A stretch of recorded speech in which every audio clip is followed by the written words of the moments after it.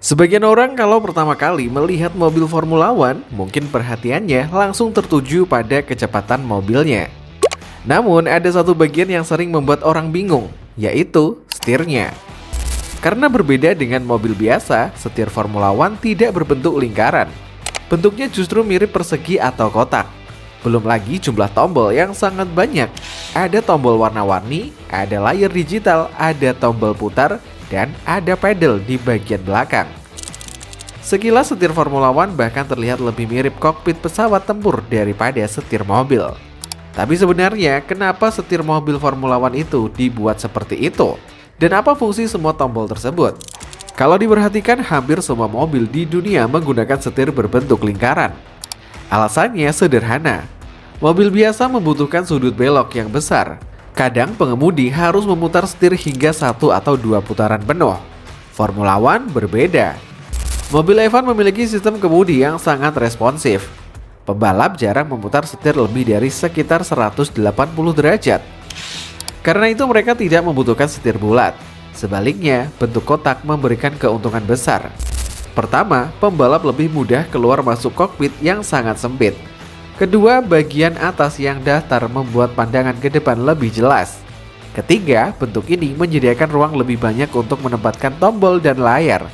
Dengan kata lain, bentuk kotak bukan soal gaya, tapi soal fungsi. Di mobil biasa, hampir semua pengaturan berada di dashboard.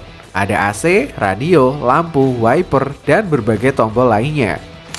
Tetapi di Formula One, pembalap tidak bisa menjangkau dashboard saat balapan. Karena itu, hampir semua kontrol dipindahkan ke setir. Akibatnya, setir F1 berubah menjadi pusat kendali mobil. Segala sesuatu yang penting bisa diatur langsung dari sana, tanpa pembalap harus melepaskan tangan dari kemudi. Bagian paling mencolok dari setir modern adalah layar digital di tengah. Layar ini menampilkan berbagai informasi penting, mulai dari kecepatan, posisi balapan, putaran mesin, gigi transmisi, status baterai hybrid, dan juga informasi ban. Saat balapan berlangsung, pembalap terus melihat layar ini, karena layar tersebut menjadi sumber informasi utama mereka. Lalu, tombol apa saja yang ada di dalam steering wheel? Tombol radio. Salah satu tombol terpenting adalah tombol radio. Saat ditekan, pembalap dapat berbicara dengan tim. Contohnya, minta strategi baru, ban mulai habis, ada masalah mesin, atau bahkan sekedar mengeluh seperti yang sering kita dengar di televisi.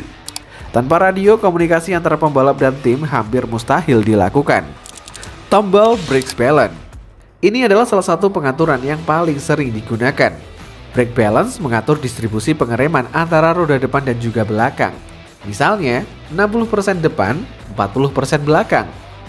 Jika kondisi lintasan berubah, pembalap bisa langsung menyesuaikan pengaturan ini melalui setir. Bahkan dalam satu lap saja, beberapa pembalap bisa mengubah brake balance beberapa kali. Tombol berikutnya adalah diferensial. Fungsinya mengatur bagaimana roda belakang menerima tenaga saat menikung. Mungkin terdengar rumit, tapi efeknya sangat besar. Pengaturan yang tepat bisa membuat mobil lebih stabil saat masuk tikungan, atau lebih cepat saat keluar tikungan. Karena itulah pembalap sering mengubah pengaturan diferensial selama balapan. ERS dan tenaga listrik. Mobil F1 modern bukan hanya menggunakan mesin bensin, mereka juga menggunakan tenaga listrik. Sistem ini disebut ERS atau Energy Recovery System. ERS menyimpan energi yang dihasilkan saat pengereman, kemudian energi tersebut bisa digunakan kembali untuk menambah tenaga. Melalui setir, pembalap dapat mengatur kapan energi listrik digunakan dan kapan energi disimpan. Pada momen menyalip, pengaturan ERS bisa menjadi senjata yang sangat penting. Pit limiter. Pernah memperhatikan mobil F1 tiba-tiba melambat secara otomatis saat masuk pit lane? Itu karena pembalap menekan tombol pit limiter. Tombol ini membatasi kecepatan mobil sesuai aturan pit lane, biasanya sekitar 80 km per jam. Tanpa tombol ini, pembalap berisiko terkena penalti karena melaju terlalu cepat di area pit lane. DRS. Di era sebelum penghapusan DRS, pembalap memiliki tombol khusus untuk membuka sayap belakang. Saat berada dalam jarak tertentu dari mobil depan, mereka bisa menekan tombol tersebut. Sayap belakang akan terbuka, hambatan udara berkurang, kecepatan bertambah, dan peluang menyalip menjadi lebih besar. Meskipun sistemnya otomatis diawasi FIA, aktivasi tetap dilakukan melalui setir. Pedal di belakang setir. Jika melihat bagian belakang setir, ada beberapa pedal. Yang paling dikenal adalah pedal untuk perpindahan gigi atau pedal shift.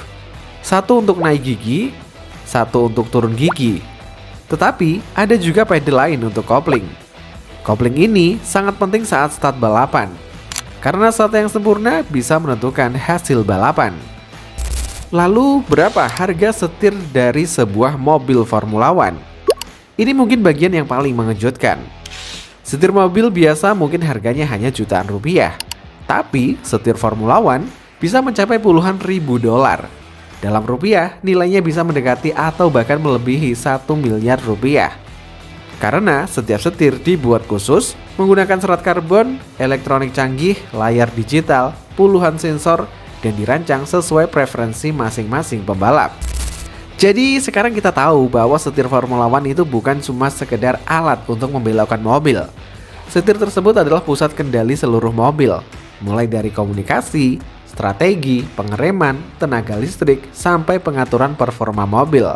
Dan itulah alasan mengapa setir Formula One terlihat begitu rumit. Karena di balik bentuknya yang kecil dan kotak, terdapat teknologi yang membantu pembalap mengendalikan salah satu kendaraan tercepat di dunia.